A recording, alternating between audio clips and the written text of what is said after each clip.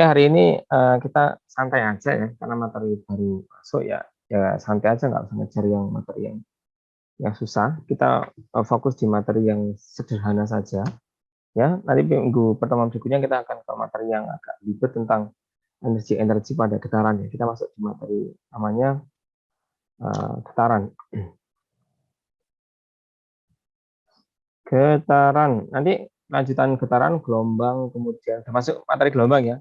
Getaran, gelombang, terus gelombang bunyi, terus gelombang cahaya, optika, ya, terus masuk ke listrik, magnet, selesai. Ya, nah itu gambaran umum materi-materi yang akan kita bahas ke depan. Ya. Targetnya kelas 8 ya, maksimal kelas 8. Targetnya kelas 1 itu sudah selesai. Yang sekarang kelas 8 itu kan juga hampir selesai materinya. Jadi nanti kelas 8 kelas 2 atau kelas 9 ya udah difokuskan ke lomba-lomba. Oke, kita ke bagian pertama tentang getaran.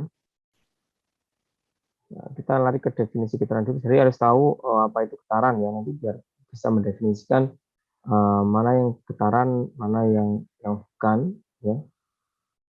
Jadi secara definisi getaran itu merupakan gerakan bolak-balik ya, bolak-balik melewati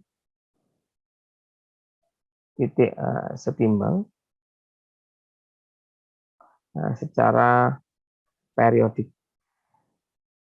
Oke, di sini ada beberapa istilah yang kamu dengar ya. Pertama ada istilah titik setimbang, kemudian ada istilah namanya periodik. Ya, ini harus tahu ya. Jadi contoh dulu dalam kehidupan sehari-hari, contoh getaran. Contoh getaran, contohnya ya banyak ya. Getaran mesin, ya, mesin itu kan bergetar. Mesin apapun, ya mesin mobil, mesin kendaraan, segala macam mesin itu pasti bergetar.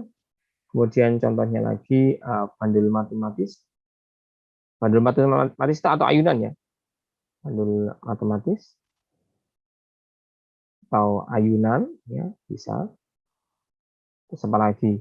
Pegas. Pegas itu ampere itu loh, apa shock breaker kan beda sebenarnya, pegas dengan shock breaker ya beda fungsinya ya. Cuma di shock breaker itu kan sepeda motor tuh yang depan sama belakang. Belakang itu loh ya kan ada pegasnya. Kalau di depan kan nggak ada pegasnya ya, ada pegasnya cuma di belakang atau di mobil itu kan ada pegasnya ya. Nanti jenis getarannya macam-macam ada getaran teredam dan lain sebagainya ya. Cuma kita membahas getaran secara umum ya. Kemudian apalagi gempa bumi, ya dan lain sebagainya. Ya, banyak sekali getaran. Jadi getaran itu dicirikan dia merupakan peristiwa gerakan bolak-balik melewati titik seimbang secara periodik. Contoh yang paling umum kita bahas nanti yaitu bagian ini, bandul matematis. Kita bahas bagian bandul matematis sama pegas. Ya, nanti ada beberapa istilah yang harus kalian pahami. Jadi kita ke bagian yang pertama dulu, ya, disebut dengan bandul matematis. Ada bandul matematis, ada ayunan konis, cuma ini di bagian bandul matematis saja. Bandul matematis itu ya bandul yang yang kita ayunkan gitu ya. Jadi ini alas apa namanya atap ya. Kemudian di bawah ini kita kasih bandul, ini bandulnya. Masanya berapapun pokoknya ada ini tali ya bandulnya. Yang kemudian ketika bandul ini kita tarik ke samping kanan atau samping kiri ya, tarik itu sampai posisi tertentu. Kemudian di sini ya kurang lebih ya. Kita lepaskan. Maka yang terjadi bandul ini pasti akan berayun.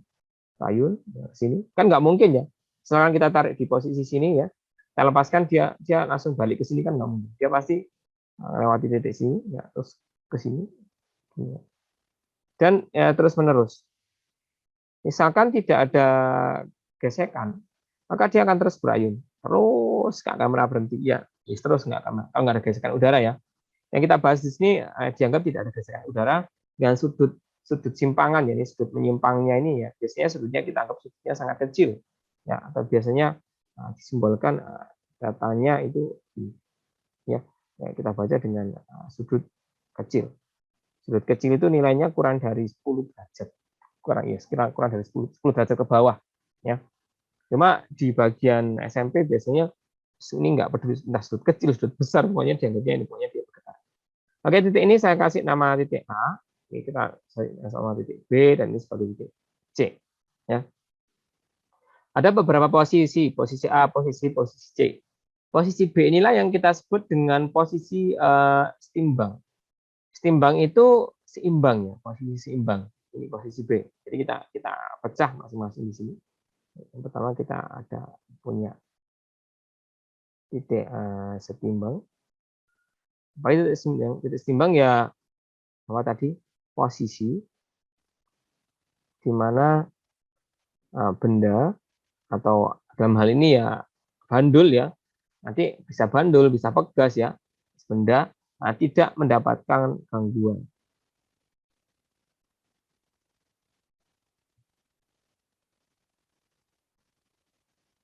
Ya, jadi ketika benda awalnya di posisi B, tidak kita ganggu ya, tidak kita usik, maka dia tetap diam di B. Ini posisi setimbang ya, B. Kemudian berikutnya ada yang kita sebut dengan simpangan. Ya, simpangan. Simpangan itu adalah jarak ya, jarak dari posisi setimbang ya. Ya, jarak dari posisi setimbang apa ya, ke posisi apa penyimpangan ya, posisi posisi persimpangan.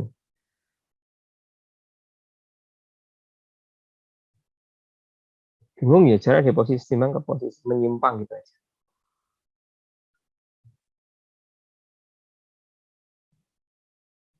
Ya, dalam hal ini ketika si B tadi kita tarik ke posisi A, terus dia berayun.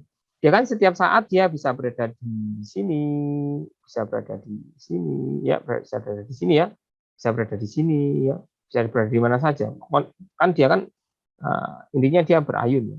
Posisinya bisa berada di mana saja ya, pokoknya di lintasan ini ya. Dia berayun. Nah, posisi inilah yang kita sebut sebagai simpangan. Jadi kalau dia nanti dia menyimpang, ada simpangannya. Ini ada simpangannya juga, ini ada simpangannya. Ada simpangannya. Jadi menghitung posisi simpangan itu ya, titiknya jarak dari posisi timbang ke posisi menyimpang. Dia menyimpangnya di mana? Kemudian setelah ada simpangan ada yang kita sebut dengan titik amplitudo. Amplitudo. Amplitudo ini adalah simpangan terjauh atau simpangan maksimum ya. Maka posisi menyimpang paling jauh yaitu di titik C ini, posisi simpangan terjauhnya, sama di posisi A ya. Maka kita tuliskan dia di posisi A atau posisi C ya. Sehingga misalkan ada A sampai C ini ya, jaraknya katakanlah kita anggap nilainya di angka 4 cm, maka kita dapat ya amplitudonya sama dengan 2 cm ya. Jadi ngukurnya bukan dari paling ujung kiri ke ujung kanan, bukan, tapi dari posisi tengah-tengah, posisi setimbang ini ya, ke kanan atau ke kiri. Ya nilai amplitudo itu pasti sama, ke kiri sama ke kanan itu pasti sama ya, nggak mungkin berubah. Bagi amplitudo udah dapat. Kemudian periodik udah dapat, periodiknya belum ya, titik setimbang udah, simpangan udah, amplitudo udah. Ketiga ini merupakan yang berhubungan dengan posisinya dia lagi di posisi mana. Gitu. Nah ini posisi simpangan sembarang nanti bisa kita cari bagian tugasnya nanti. Oke, kemudian selainnya ada istilah yang sering kamu dengar, yaitu ada istilah periodik. Ya. Periodik itu kalau kita ngomongin periodik berarti dia merupakan gerakan berkala ya. Maksudnya berkala itu ya gerakan terus menerus ya, gerak terus ya, gerakan berkala ya, yang karena gerakan berkala maka gerakannya sama ya, karena berkala yang sama, yang mirip ya, dengan selang waktu yang tetap.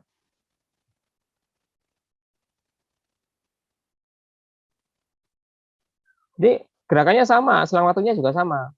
A ke C ya, kayak A ke C berapa detik, C ke A berapa, pokoknya selang waktunya sama ya, gerakannya terus. Ini namanya periodik. Gerakan berkala yang namanya berkala berarti terus menerus. Kemudian ada istilah lagi yang perlu kalian ketahui yaitu namanya frekuensi. Frekuensi menyatakan jumlah atau banyak. Aku lebih suka pakai istilah banyaknya.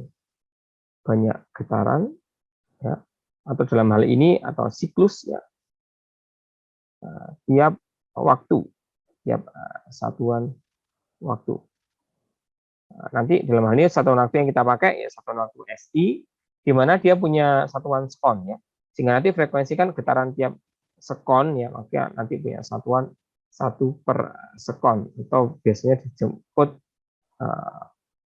hertz ya, dinamakan lagi Hz singkatannya nanti sepersekon itu. Kemudian ada frekuensi, ada namanya periode. Nah, periode ini mirip dengan periode. Kalau periode ini berarti kan yang kita amati itu gerakannya yang sama dan punya selang waktu yang sama. Kalau definisi periodenya itu merupakan apa ya, waktu untuk menempuh satu getaran.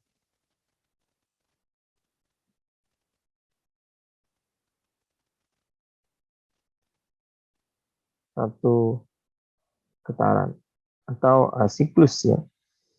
Jadi karena dia gerakannya sama, maka dia punya siklus ya, punya ya satu siklusnya berapa, satu getarannya sama. Ini getarannya sederhana ya, bandul matematis ya. Maka karena di sini ada istilah, kita udah mempelajari istilah apa tadi, periodik udah, tapi muncul istilah baru yaitu ada getaran atau siklus ya. Maka di sini kita harus mendefinisikan satu getaran itu seberapa banyak ya. Nah, jadi ambilnya dari sini. Jadi getaran itu adalah gerakan bolak-balik melewati setimbang secara periodik. Sehingga kalau kita amati ini ya, satu getaran, misalkan satu getaran atau satu siklus ya, satu getarannya kan satu siklus ya.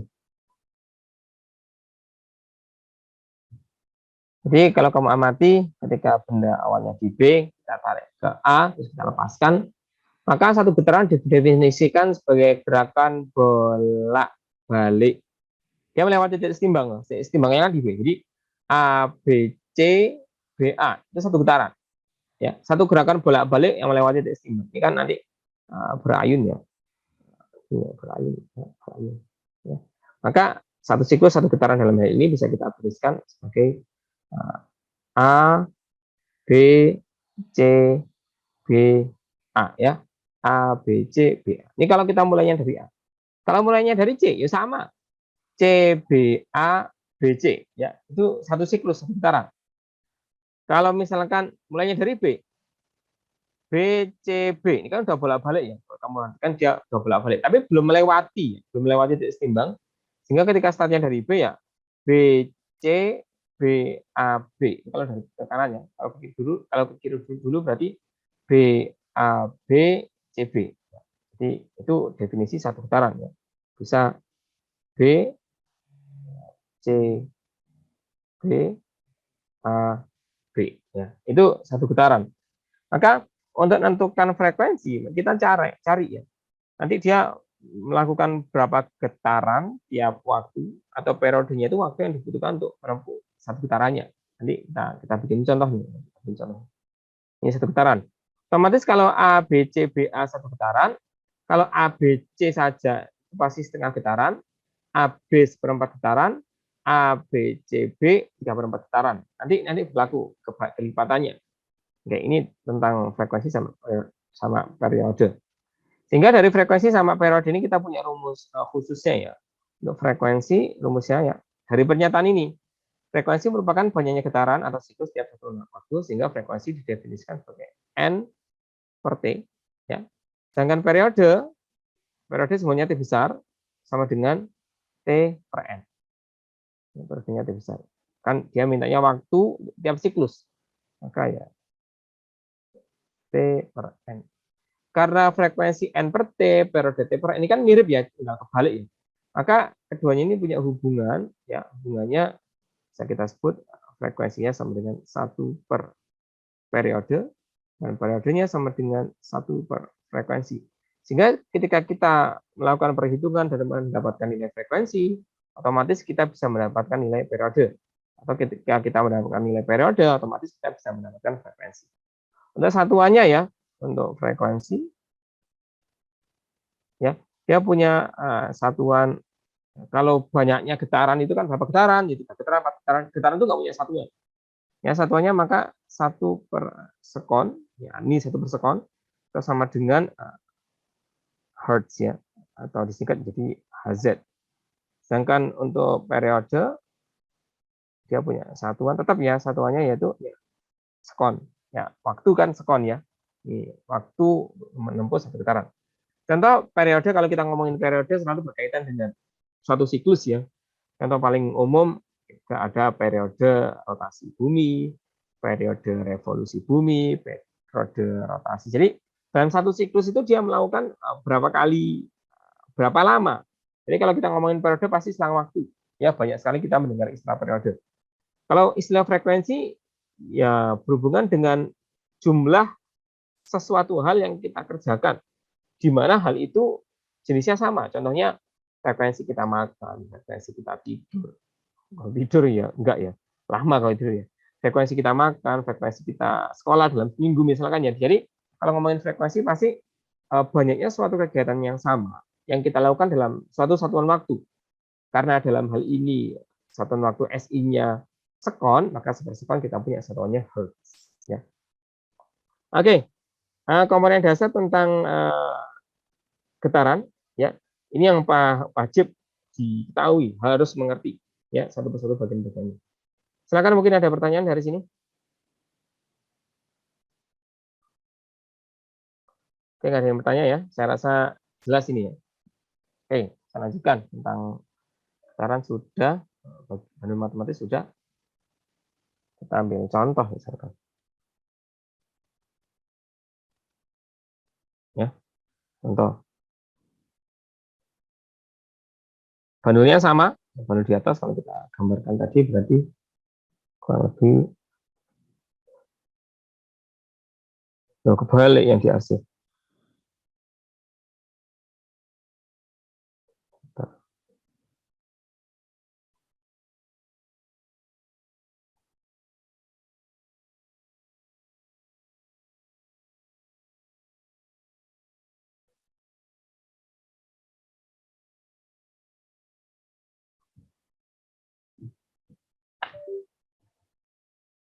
Posisi A, posisi B, posisi C. Ya, ini.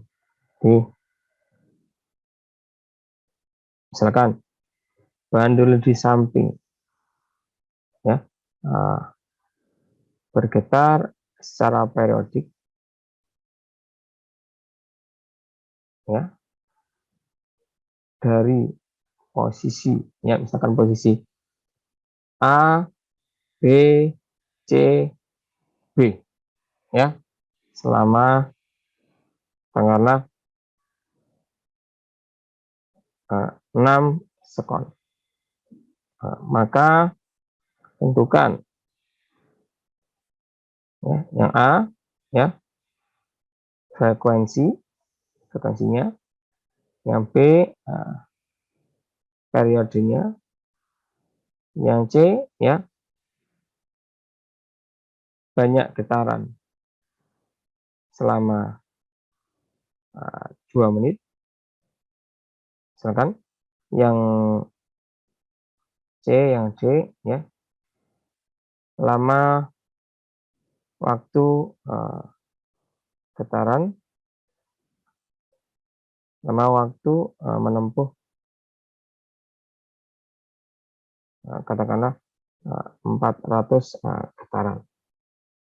Jadi yang pertama dia diketahui ya dari A, B, C, B. Ya, ini nilainya hanya 6 sekon. Tanyain frekuensinya berapa, periodenya berapa, ya getaran selama 2 menit. Jadi kalau dia berayun terus selama 2 menit, dia kan berayun ya terus ya. Selama 2 menit, ya dia berapa getarannya. Kemudian misalkan dia sudah bergetar selama 400 kali getaran ya. Maka lama waktu yang dibutuhkan berapa? Ya rumus yang kita gunakan tetap ya. Jadi rumusnya cuma ini aja. Sama N per T, T per N ya. Dengan N menyatakan banyaknya siklus atau banyaknya getaran, dan T ini waktu. Sehingga ketika kita mengetahui salah satu dari rumus ini, yang ketiganya, sisanya ketahuan semuanya. Nah, kita tuliskan, kita cari dulu ya jawabnya. Ya, kita lihat N-nya berapa. Oke, gambarnya kok kayak orang senyum gitu ya, horor banget. Ya, sama aja. Jadi A, B, A, B, C, B, kita cek A, B, C, B. Kalau A, B, C, B, ini kan 1. A, B, C, ini setengah. A, B, ini seperempat. Maka A, B, C, B, 3/4. N-nya sama dengan 3/4. Ya, 3/4 getaran. Ya. T-nya berapa? T-nya kan 6 sekon. Ya, di mana 3/4 getaran tadi ditempuh dalam waktu 6 sekon. Maka di sini langsung kita dapetin frekuensinya. Frekuensi sama dengan banyaknya getaran tiap waktu. Maka langsung 3/4 kita bagi 6. Sama dengan 3/4 kalikan 6 ya. Bisa kita gini ya, langsung naik ya. Kita coret dapat 2, maka dapatnya 1/8 Hz. Nilainya ya, frekuensinya 1/8 Hz atau nilainya 0, kalau dibikin desimal ya. Jadi berapa? 0,125 ya, 0,125 Hz. Periodenya berapa? Yang bagian kedua, yang B. Nah, periodenya sama dengan ya waktu tempuh 1 getaran. Maka T-nya itu 6, kita bagi 3/4. Atau sama dengan 6/3 kita kalikan 4. Ini ya. Kita coret, dapat 2 kali 4 sama dengan 8. Nah, misalkan kita dapat frekuensi, langsung pakai rumus hubungannya ya.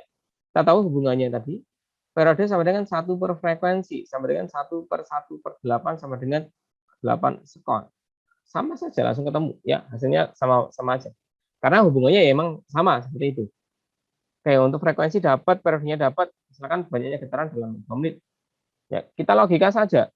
Ya, pakai logika bisa ya. Kalau pakai logika ini frekuensi ini kan banyaknya getaran dalam 1 detik. Kalau 2 menit kan 120, berarti 120 kalikan ini bisa.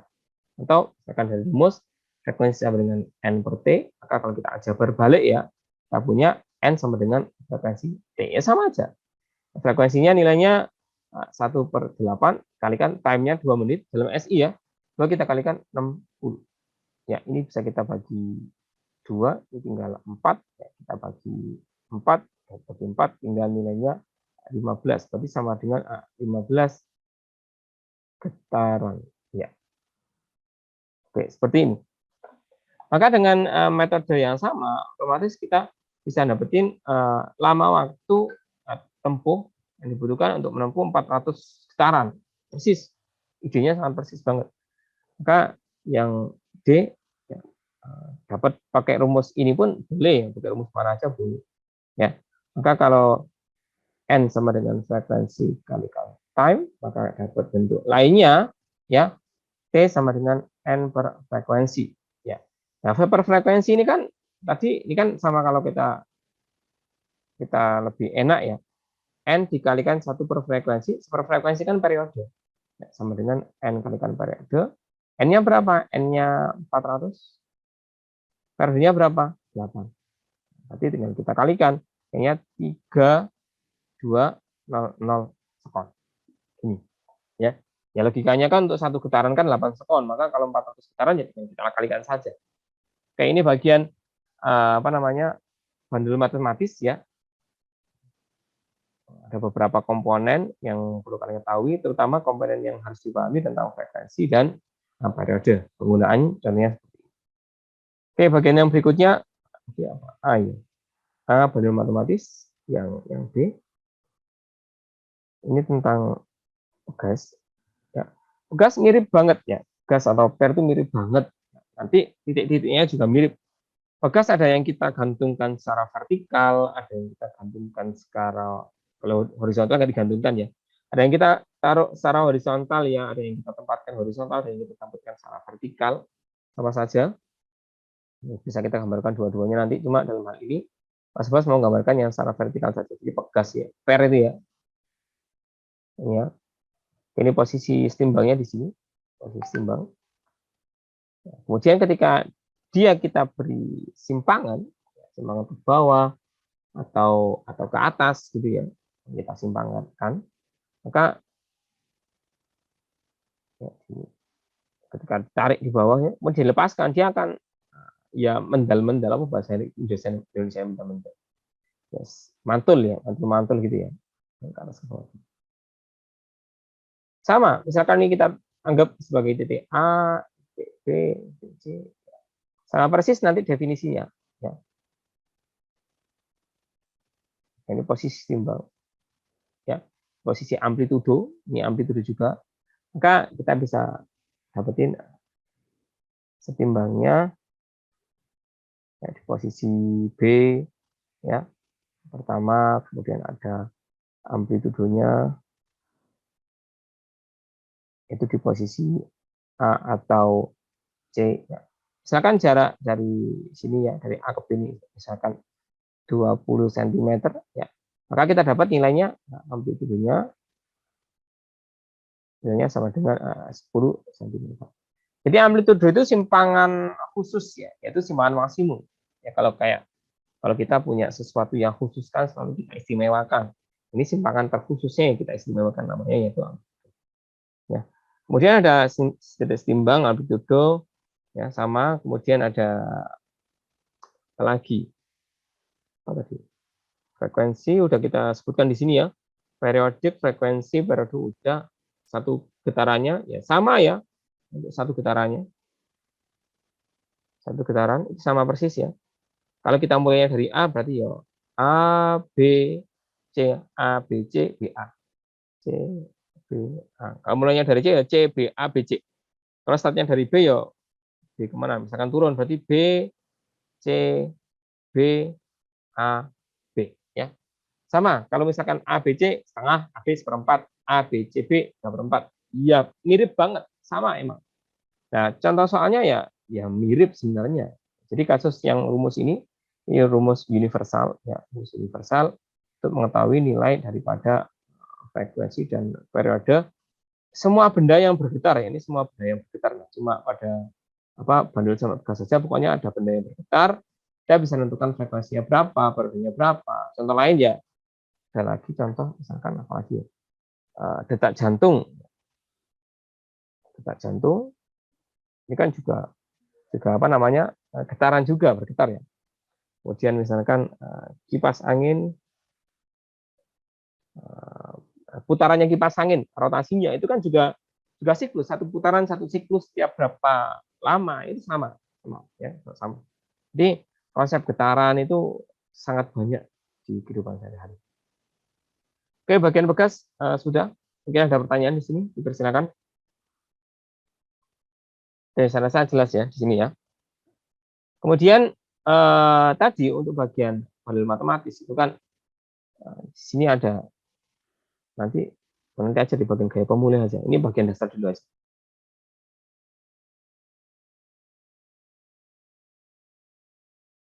Kemudian yang bagian C disebut dengan ada yang namanya gaya pemulih.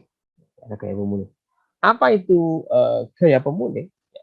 Gaya pemulih ini yang menyebabkan benda kenapa bisa bergetar. Ya. Jadi kita salah satu penyebab ya benda bergetar. Namanya gaya pemulih. Nanti sistemnya kita bahas di sini. Kemudian selain penyebab benda bergetar, dia memiliki arah ya. Arahnya selalu menuju titik setimbang.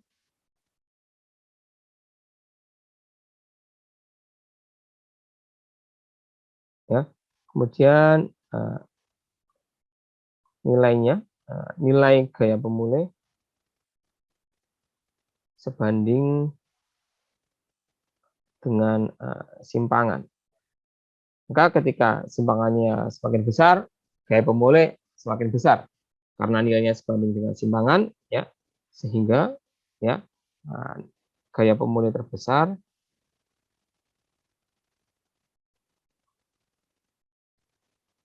ya di titik amplitudo. Ini gaya pemulih. Jadi gaya pemulih biasa kita simulkan dengan FP, gaya pemulih. Ya, jadi gimana sih gaya pemulih itu? Jadi kita mulai dari bandul dulu tadi. Ya, bandul.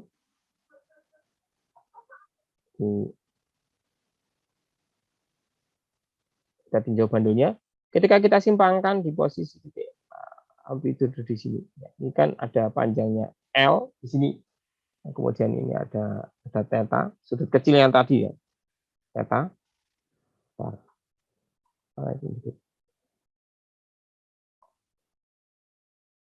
Ya, berikutnya di bagian ini kan bundle itu kan bendanya punya massa ya, dia punya massa, sehingga otomatis dia bagian ke bawah punya gaya berat, ya, W, ya, ini mg. Kemudian ada gaya berat nih karena ada sudut theta di sini, maka gaya ini bisa kita uraikan ke arah sana, ya, dan ke arah sana. Ya. Ya. Ini sudutnya ini sama dengan sudut ini. Ini sudut apa namanya? Sehadap ya. Ini sudut yang di sini sama dengan yang ada di sini. Sudut sehadap. Singkat saya namanya sehadap. Karena ini samping sudut pakai cos ya. Vektornya kita pakai, maka di sini kita dapat W cos theta. Sedangkan bagian sini adalah W sin theta. Ya.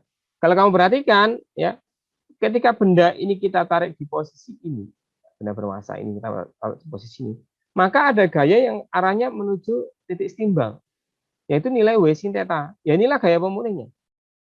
Ya. Maka dalam hal ini untuk bandul matematis,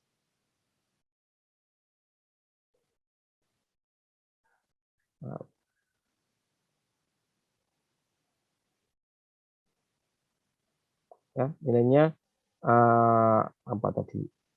Fp sama dengan W sin theta. Ya inilah yang ada minusnya ya. Minusnya itu menunjukkan ke arahnya selalu ke titik setimbang. Jadi arahnya selalu titik setimbang dan nilainya kan tergantung daripada nilai tetanya, W sin theta. Maka kita tahu ya, kita sudah pernah belajar trigonometri bahwasanya nilai sin 90 derajat itu kan nilainya sama dengan 1 dan sin 0 derajat nilainya sama dengan 0. Ya. Sehingga ketika dia semakin mendekati titik setimbang, otomatis sudut simpangan ini semakin mengecil. Nah, karena dia menuju 0, sudutnya menuju 0, ya. Maka sin theta ya di mana theta menuju 0, maka nilai sin ini menuju 0. Karena nilai sin ini menuju 0, maka otomatis nilai gaya pemulih akan menuju 0. Itulah kenapa nilainya sebanding dengan simpangan. Ya, ketika simpangannya besar, maka gaya pemulihnya juga besar. Ketika simpangannya apa namanya 0, maka gaya pemulih 0. Ya. Nah, nilainya sebanding dengan semua sehingga gaya pemulih terasa di amplitudo dan ya, pada titik setimbang. Ya, ini gaya pemulih nilainya sama dengan 0. Kenapa? Ya karena di titik setimbang simpangannya 0, tetanya 0, ya sin 0 ya 0, maka nilainya dia nggak ada gaya pemulih. Tapi ya, tapi ketika dia berada di titik setimbang di sini, ceritanya itu gini. Jadi ketika dia berada di titik setimbang, kita lepaskan, oke lah dia ada gaya pemulih. Semakin besar simpangannya, maka nilai sin akan mendekati angka 1. Ya, otomatis kalau misalkan kita tarik sampai di atas sini, theta 90 derajat, maka gaya pemulih sama dengan nilai W-nya. Karena nilai 90, ini sin 90 derajat sama dengan 1. Gaya pemulih sama dengan gaya beratnya dia. Ya. Maka karena dia punya gaya, dia akan dipercepat. Dipercepat ke sini ya. Di sini dipercepat. Sampai sini gaya pemulih 0. Oke, gaya pemulih 0, dia nggak punya gaya pemulih, ya, karena nggak ada gaya berarti kan berlaku hukum 1 Newton, ya, berlaku hukum 1 Newton, sehingga ya apa? Ya dia lembam, ya. Karena dia lembam, ya, punya kecepatan kan, karena tadi dipercepat awalnya meskipun gaya 0 sehingga dia apa bahasa Indonesia kebablas itu apa ya? Dia punya kecepatan yang tinggi sehingga dia terus kan nggak bisa langsung berhenti karena dia lembam di posisi titik setimbang, nggak ada gaya, ya, berlaku hukum 1 Newton, awalnya gerak sehingga pengennya gerak terus, jadi nggak mungkin langsung diam, sehingga dia apa bahasa ada yang tahu bahasa Indonesia kebablas apa, bingung aku rek. Jadi dia akan terus ke titik sini, ya. Sehingga di sini nanti kejadiannya sama, ketika dia mulai ke sana, semakin dia ke arah titik yang di sebelah kiri ini, maka kan gaya pemulih arahnya selalu ke titik setimbang, sehingga kasusnya dia diperlambat, terus di sini dia akan berhenti. berhenti karena dia memiliki nilai gaya pemulih maksimum, dia balik lagi. Dan begitu seterusnya sistem kenapa benda bisa berayun melampaui batas. Enggak, beda kalau melampaui batas. Ya kebablas lah, pokoknya paham semua ya kebablas. Ya mungkin ada yang dari Madura nggak paham. Intinya dia lembam lah ya, karena lembamnya tadi. Oke, dari sini ada pertanyaan nggak tentang maksud daripada gaya pemulih di sini? Ya, misalkan ada soal ya gaya pemulih ya isi data gitu aja. Kadang-kadang nilai minusnya nggak disebutkan ya, jadi kasih keterangan bahwasanya tanda minus ini hanya menyatakan ya arahnya ke titik stimul. Oke, ini gaya pemulih untuk bagian pegas ya. Jadi ada beberapa bagian nanti.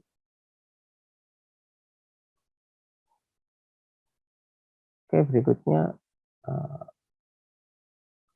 simbol apa juga nggak jelas ini.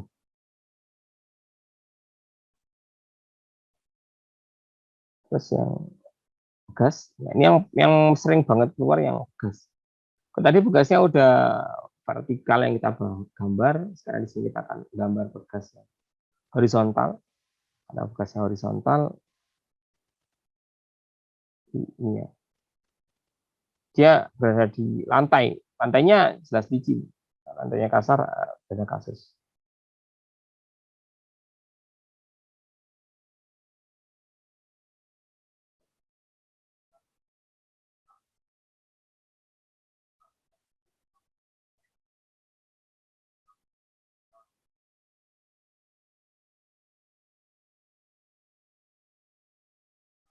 Kayak gini.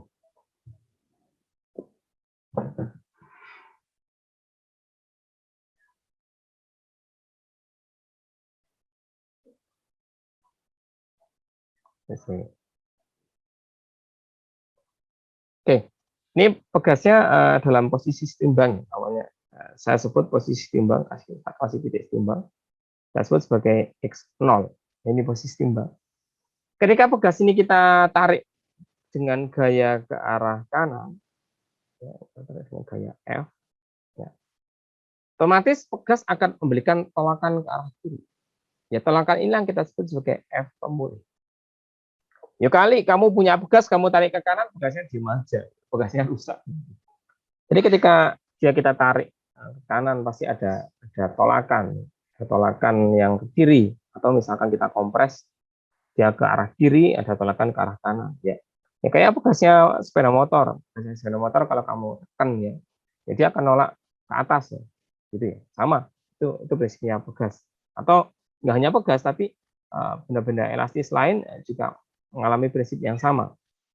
Kemudian misalkan pegas ya benda ini kita tarik ke kanan, dia di posisi sini, posisi amplitudo ya, posisi amplitudo, kita tulis sebagai A itu amplitudo. Ya nanti dia juga akan menyimpang ke kanan dan ke kiri, nggak jauh-jauh. Nah, kira-kiranya di sini, ya. Ini posisi amplitudo kita sebut sebagai amplitudo minus ya, yang di sebelah kiri. Kita sebut sebagai amplitudo positif yang ada di sebelah kanan, di titik setimbangnya. Maka saat dia, anggap aja kita tarik ke arah kanan dengan gaya F ini, ya dia memberikan gaya pemulih ke sana. Ya ini F pemulih. Di mana gaya pemulih yang kita berikan, gaya pemulih yang diberikan oleh si pegas, ini F pemulih. Ini nilainya sama besar dengan F ini. Ya. Maka F pemulih itu sama dengan min F. Ya, kenapa arah nilainya minus? Karena dia selalu melawan. Kita tarik ke kanan, nilainya ke kiri. Kita dorong ke kiri, nilainya juga pasti ke kanan. Sehingga di posisi ini dia akan mendapatkan kita sebut sebagai delta X ya, atau pertambahan panjang ya. Ini misalkan panjang mula-mula sebagai X0, panjang mula-mula. Ada delta X pertambahan panjangnya. Atau misalkan kalau kita kompres ke kiri ya delta X-nya yang di sini ya. Jadi dari panjang mula-mula ya dengan perubahannya maka itu nilai delta X-nya atau panjang totalnya itu menjadi X1 biasanya. Ya nanti kalau lebih lengkapnya berarti ada yang gini juga namanya, disebut sebagai X1. Sehingga definisinya delta X perubahan panjang sama dengan X1 min X0 atau X2 min X1 boleh ya, macam-macam istilahnya. Pokoknya pertambahan panjangnya berapa itu deltanya. Kemudian pegas itu memiliki nilai yang apa ya, identik ya. Ada sesuatu hal yang identik yang dimiliki pegas, yaitu yang kita sebut dengan tetapan pegas. Ya. Tetapan pegas atau konstanta pegas sama aja ya. Konstanta pegas dituliskan dalam bentuk K ya. Ini menyatakan apa ya? Rasio apa ya? Rasio gaya per perubahan panjang.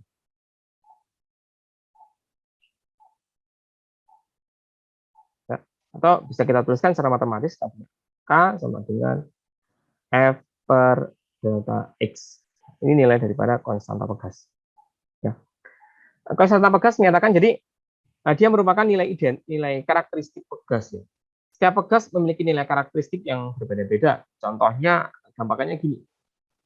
Pegas yang sering kita ketahui di sekitar kita ada pensil atau bolpen yang cetak gitu loh ya. Yang cetakan itu kan ada pegasnya di dalamnya. Kecil itu ada pegasnya. Kemudian pegas yang di sepeda motor, yang di shock breaker belakang itu juga ada pegasnya. Dia sama-sama pegas, tapi memiliki nilai karakteristik yang berbeda, sehingga jelas memiliki konstanta yang beda. Jadi konstanta pegas ini juga menyatakan besarnya gaya yang dibutuhkan untuk dia berubah panjang sejauh delta X. Itu ya. Misalkan pegasnya pensil atau ballpoint itu kamu tarik dengan gaya 2 Newton atau dengan berapa Newton, itu kan langsung gerak. Kamu tarik dengan jempolmu atau tekan dengan jempol udah langsung gerak. Tapi beda dengan pegasnya shock breaker sepeda motor yang di belakang yang gede itu. Kamu dorong dengan jempolmu ya nggak berkutik pegasnya. Kenapa? Karena konstantanya lebih besar. Untuk delta X yang sama membutuhkan F yang lebih besar. Itu ya. Ya. Sehingga nanti di pegas itu ada kurvanya juga, ada grafiknya, cuma nanti dulu, nggak usah sekarang ya. Yang penting kamu mengetahui nilai konstanta pegas. Ya. Maka dari sini kita dapetin ternyata F-nya itu sama dengan K kalikan delta X. Inilah F pemulihnya. Ya. Sehingga nilai F pemulih ini punya nilai sama dengan minus K delta X karena yang arahnya selalu menuju titik setimbang. Jadi ini untuk gaya pemulih bandul matematis. Sedangkan ini untuk gaya pemulih pada pegas. Ya. Nilainya ngambil dari nilai konstanta pegas dan dia bertambah panjangnya seberapa jauh. Ya. Semakin logikanya kan semakin besar gaya yang kita kerahkan, maka gaya pemulihnya juga semakin besar. Selain itu nilai gaya pemulih ini juga menyebabkan kenapa pegas bisa bolak-balik, ya, bisa bergetar.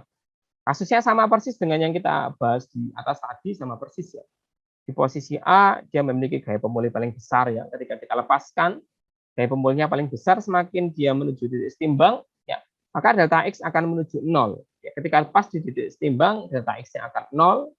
Tapi dia kan tadi kasusnya dipercepat karena ada gaya menuju titik setimbang, dia dipercepat. Maka di titik X0 ini dia memiliki kecepatan paling besar, kecepatan maksimum ya. Kemudian dia lembam sehingga dia mosong bahasa kebablas lagi. Dia terus ya melewati titik ini karena lembam, terus bergerak ke kiri ya. Gaya pemulih arahnya ke titik setimbang, gaya pemulihnya ke kanan sehingga dia terlambat. Terus sampai berhenti, ini gaya pemulih maksimum, balik lagi. Begitu terus peristiwa ini terjadi.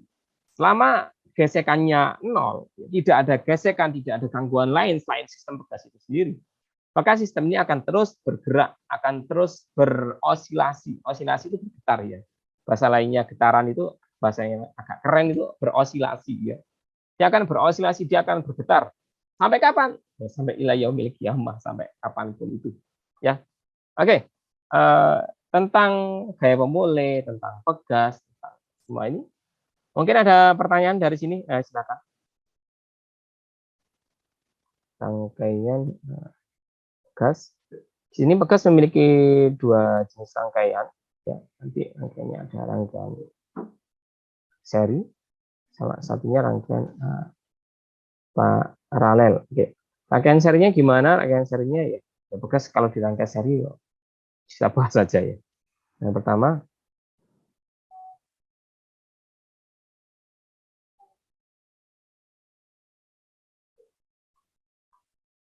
bahasanya enggak enak ya. Rangkaian susunan bekas.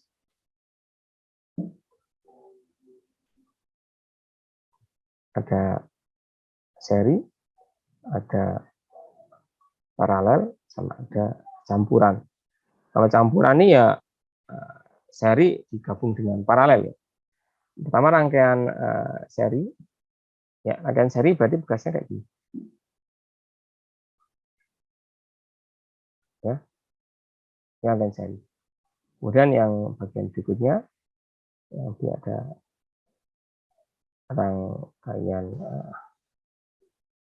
paralel. Kalau paralel berarti ya bekasnya jadi satu.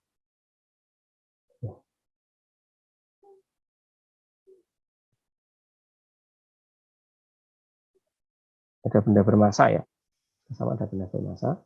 Ini bagian atasnya. Ini ada bagian atasnya. Kemudian yang bagian C, ya, rangkaian campuran. Rangkaian campuran ini bisa macam-macam. Bisa campurannya kayak gini, misalkan ini ada gini ya. Ini rangkaian campuran bisa nanti rangkaian campurannya macam-macam ya, tergantung soal ya. Ada yang ini seri kemudian diparalelkan atau paralel diserikan. Yes, dan lain sebagainya. Nggak bisa menentu ya kalau rangkaian campuran ya. Bisa banyak serinya, bisa banyak paralel dan sebagainya. Itu kalau rangkaiannya. Oke, rangkaian susunan pegas sudah. Oke, nanti terakhir ya, jadi insya Allah kalau getaran ini hanya cukup 2 kali pertemuan, insya Allah sudah bisa langsung ke materinya maksudnya. Materinya seharusnya 2 kali pertemuan sudah beres. Nanti langsung ke latihan soal. Ya. Tadi belum saya jelaskan yang itu ya. Ini aja. Ini apa tadi? D, yang E. Yang E ini frekuensi dan periode pegas dan bandul. Tadi yang di atas itu kan kita udah mempelajari bahwasanya frekuensi itu N per T, periode T per N. Tapi khusus pegas sama bandul ini mempunyai keistimewaan ya, di mana frekuensinya atau periodenya ini bisa ditemukan secara langsung tanpa kita menghitung pergerakannya, tanpa mengetahui banyaknya getarannya, tanpa mengetahui lamanya waktu bergetar, itu dapat kita ketahui nilainya ya. Untuk mendapatkan rumusnya itu penurunannya agak membutuhkan ilmu lain ya, agak membutuhkan gerak melingkar dan lain sebagainya ya. Sehingga intinya nanti yang perlu kalian hafalkan di bagian ini yaitu frekuensi ya, untuk bandul dulu ya. Periodenya sama dengan 2pi akar L per G ya. Sehingga frekuensinya kan tinggal kita balik ya, frekuensi kan per periode, maka 1/2pi akar G per L. Ini bandul. Kalau yang satunya untuk yang pegas itu juga mirip ya. Yaitu periodenya sama dengan 2pi ya, akar M per K. Dan untuk frekuensi ya tinggal kita balik 1/2pi akar K per M. Oke, ada pertanyaan atau tidak dari sini? Kayaknya saya tidak bisa lanjut ya. Intinya hari ini tidak harus semuanya. Intinya di sini saya menyampaikan Bagian pertama daripada getaran. Pada getaran itu yang harus kalian ketahui ini komponen-komponennya, ya komponen-komponen ini harus ketahui, definisi frekuensi periode, terus hubungan keduanya, terus bagian berikutnya yang penting yang kita sebut dengan gaya pemulih, yang nanti akan kita pakai ya, sering kita pakai gaya pemulih. Ya kemudian ada konstanta pegas, kemudian rangkaian susunan pegas ini juga ada rumusnya. Pertemuan berikutnya saja untuk bagian rumusnya saya terangkan, turunan rumusnya dapatin rumus rangkaian pegas. Yang terakhir ada frekuensi dan periode. Ini insya Allah kalau memungkinkan ya pertemuan berikutnya saya terangkan, tapi sementara ini dulu aja yang dipakai. Jadi pada bandul ini ketika diketahui panjang bandulnya kalinya berapa, kemudian percepatan gravitasi berapa, ketika dia diayunkan ya kita langsung dapat periodenya. Jadi pada bandul ini tidak dipengaruhi oleh simpangannya, ya simpangannya berapa ini nggak berpengaruh. Syaratnya simpangannya kecil. Kalau simpangannya gede ya yang ngaruh ya, ngaruh banget ya. Oke, kemudian yang pegas ini hanya dipengaruhi oleh massa dan nilai konstanta pegas, sehingga harus kita ketahui jawabannya. Cara cepat untuk menghafalkan rumus ini sangat sederhana, yaitu tinggal 2pi akar L per G. Kalau bandul kan ada panjang sama ada gravitasi. Ya ini yang bawa konstanta, gravitasi kan konstanta. L kan bisa kita rubah-rubah panjang kalinya berapa. Bagian pegas tingginya sama dengan 2pi per akar M per K. Massa bisa kita rubah-rubah, tapi konstanta nilainya tetap. Konstanta pegas kan tidak berubah. Untuk nilai frekuensi tinggal kita balik aja seperti 2pi akar G per L, dan untuk nilai frekuensi pegas juga kita balik seperti 2pi akar K per M saja. Wes. Oke, itu aja untuk hari ini, kita akhiri dengan doa majelis. Semoga yang kita pelajari bermanfaat. Bismillahirrahmanirrahim. Subhanakallahumma bihamdika asyhadu an la ilaha illa anta astaghfiruka wa atubu ilaik. Akhiri, assalamualaikum warahmatullahi wabarakatuh.